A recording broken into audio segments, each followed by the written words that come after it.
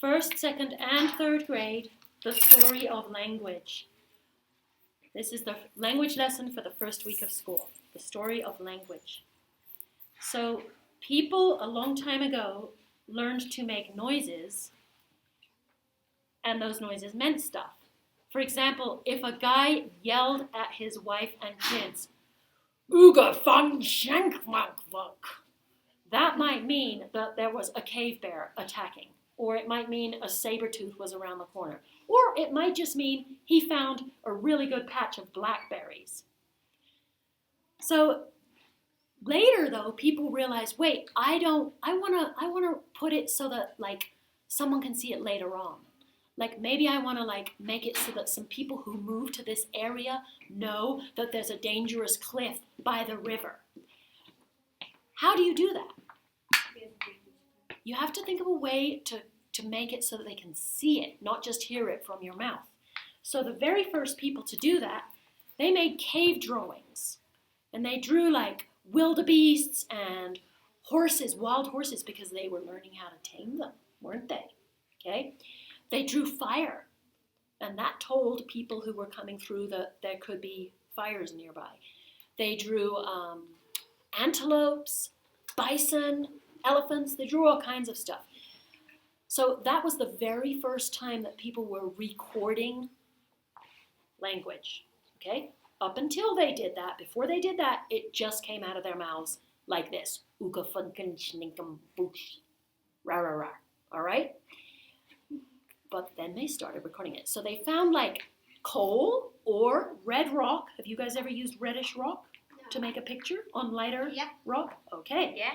They found darker colored rocks and kind of got them wet a little bit. And then they pressed real hard and they were able to make pictures. And that was the first time that they recorded language. The problem is that this picture shows a bison, right? Can everybody see that? Shows a bison. Now, for some people, they might be like, yay, a bison. A bison gives me milk and fur, okay? A bison is good. For other people, they might think, oh, a bison, he's going to try and spear me with his horns. So the problem with this kind of recorded language is you didn't really know what the person who drew it meant, okay? And it was called pictographs. So you could kind of maybe figure out, but it could mean something to one person and something different to another person. So the pictographs were okay, but the next thing was better. The next thing was people started cutting symbols into clay. Then these symbols meant different things. So you can see how one of these bits of clay, the person made an X shape. We don't even know what that meant, but it meant something to that person. And guess what? It meant the same thing to everybody. They all knew what that X meant. So I'm going to pretend it means there's a really good harvest here. Okay, that's what the X means. So anytime that you traveled and you saw a piece of clay round like that with an X in it, it meant, hey, this is a good place to stop. There's probably a lot of food here. Was the clay dry when the person made the X? No. No, right? It was wet. But then it would dry. And how long can clay last when it's dry? Forever. Yeah, years and years and years. So until is this it gets broken. Until it gets broken. So is this a pretty good way to write stuff down? Yeah. And then the zigzag, I'm pretty sure that meant there's a river and you cannot cross it. So people knew that, and so when they saw this, the piece of clay with the zigzag, they knew we should probably keep going until we can find a place where the river is shallow, or maybe people built a bridge, all right? So these symbols lasted a long time. They were pretty cool, and everybody knew what they meant. So in a way, they're not as pretty as the pictographs, are they? They're more boring looking, but everybody knew what they meant. So in a way, they're a little better. Can anybody think of a problem that might happen with the clay, though? It looks like a ball smashed. Smashed, yeah. Smashed. It can get smashed. If you drop it from a tree, it's going to smash. If you have your pet camel carrying it, you know, because it's important to you. You're trying to tell somebody else maybe. So you take your camel, you put some of these clay things on the camel, and then the camel trips and falls. Maybe it could smash. So that's the bad thing about clay. All right? Even if you drop it on a hard surface from your height level, it still breaks out. Yes, it can. Yeah. Because Last of all, some people came up with they decided to use these wedge-shaped sticks. And what that means is they cut the part of the stick real thin and left the top wide. And then they used the wedges in different ways to make patterns so they could make a language that was more complex. And they started using this language, it's called cuneiform, to talk about like numbers and amounts of stuff. So with cuneiform, you could even make a map, actually. They mapped stuff with cuneiform. It looks real different than our maps. But they had these big tablets of clay, whereas these are just clay tokens. These are much smaller. These kind would fit in your hand. But they started making these big clay tablets, which could be like as big as a book, like a pretty good sized book, okay? And imagine like a dictionary, nice and thick so it wouldn't break easily, and pretty good size. And they could get a lot of these on there. And the map might say something like, the city walls are 2 miles around and there are only 3 entrances, one on the east, one on the west, and one on the north. That's kind of important to know, especially if you're coming from the south, right? What if somebody's chasing you? You're going to be like, I'm not going to waste my time looking for a gateway on the south side of that city. I'm going to go to the north or the west or the east. You know, if the enemy was after you, right? And then you get in there and then they shut the gate, okay? That's important to know. So they started being able to use these cuneiform symbols on these bigger bits of clay called clay tablets to give people more information. So it was starting to get more and more complicated and people were learning more and more information. Can anyone think of something bad about clay tablets? Smash. They can smash. Anything else? If you drop it, it could break. It'll break. It could melt. They won't melt. That's wax. Wax tablets. They did use wax too, and that can melt. If it rains, Rain, once clay dries, it's not going to do a whole lot to rain.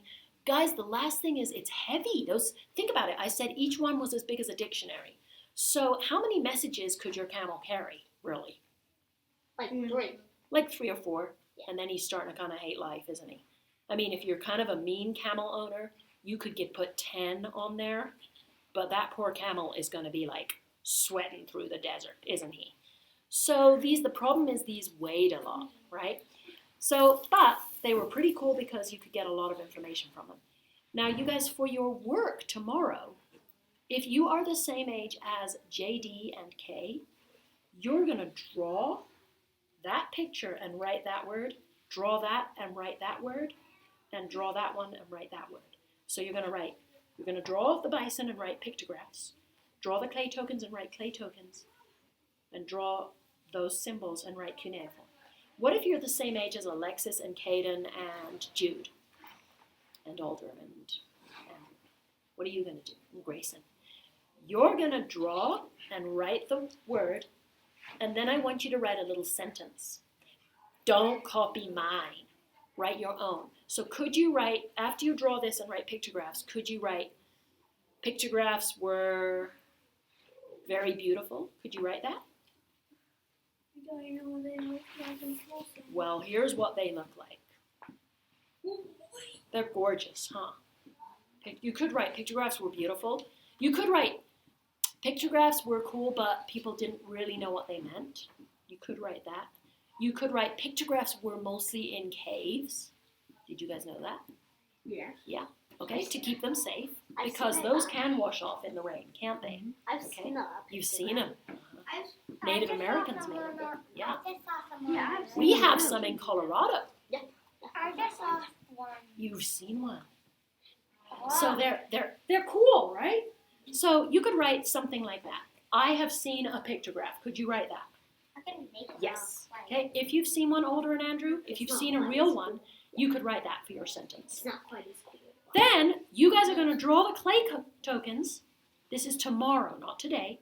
You're going to draw the clay tokens and write clay tokens, and then you're going to write clay tokens looked like what? Bread. Bread. Yes, that's what you said, right? They do. They look like little bits of bread. Were they big or small? Small. Small. You could write clay tokens were small. Clay tokens had a little bit more information, right? Clay tokens meant something. Whereas the tokens were heavy. clay tokens were heavy. And then last of all, you're going to draw this and then write cuneiform and then a sentence. Cuneiform was more information. Cuneiform was on tablets. Cuneiform tablets were heavy. You could write that. Okay, everybody? Okay. What if you're the same age as Gage or Gideon or Silas or Xavier? You guys don't need to use this. I have some books. This one's called Art and Civilization. And you're going to go to the page that's marked here, page 16 and 17. Read it and then just write down 3 little sentences about what you read. So after you read it, should you write, "My grandma bakes good cookies"? No. No. Okay? It has to be about what you read, all right? Could you write just about the pictures? Like, Yes. if one of you has a hard time reading this, could you just say, "It took a long time to make pictographs. People used firelight in the caves. The pictographs were beautiful." Yeah. And you got all that just from this picture. Pictures have a lot of information in. So if you're having trouble reading it, just use the picture and write your 3 sentences. Or you can use this book. This one's called Prehistoric World. And again, the page is marked with a little post-it. And there it is, The First Artists.